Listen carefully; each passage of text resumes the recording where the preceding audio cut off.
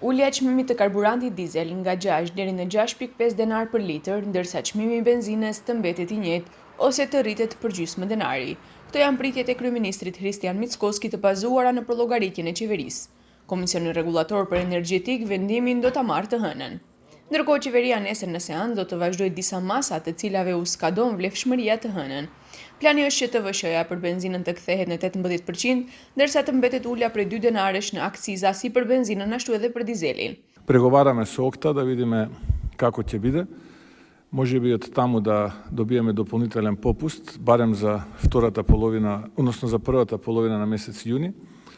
Кога ќе ги имаме предвид сите овие мерки, тогаш очекувам цената на бензините да остане иста или да има мало наголемување од половина денар, а дизелот да поевтини околу 6,5 денара.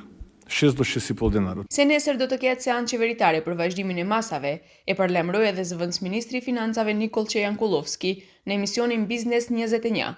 Ai tha se rebalanci i buxhetit është drejt përfundimit dhe deri në mes të qershorit do të dorëzohet në qeveri.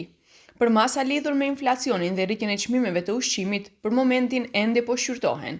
Por Jankullovski tha se nëse ka nevojë për masa të targetuara për qytetarët dhe kompanitë më të rrezikuara, do të sigurohet mjete në buxhet. Тоа се мерки кои што се преговараат во момент и со Министерство за економија и со Министерство за социјална политика, се додека не ги дефинираме конкретно, не можам во овој момент да ви прецизирам за сепак планирате во буџет точно се работи, доколку продолжи ова ниво на цени. Доколку успееме да ги стабилизираме со ова претходно што ви го кажав со мерки на централната власт, тогаш нема да има ни потреба од дополнителни таргетирани мерки. Inflacioni në prill arriti në 5.7%, ndërsa tek ushqimet ishte 8%.